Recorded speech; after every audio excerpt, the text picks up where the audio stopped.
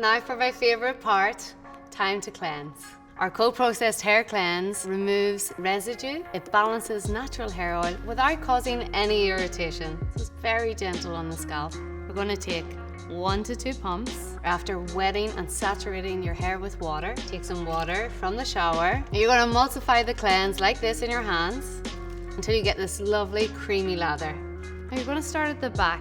Very different approach, and the reason why is because usually we miss this whole area and that can cause scalp irritations.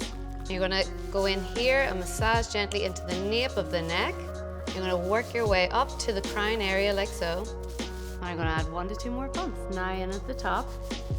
You can really see I'm just focusing on the scalp here. Massage in here the temples, right underneath. Add that water to spread it evenly and really create that beautiful creamy texture. Now you're going to rinse it out, and as you rinse out, the beautiful creamy foam will rinse out through the hair, picking up any dirt or pollution and washing the ends. Just focus on the scalp, and I promise you, your hair and your scalp will feel the best it's ever felt.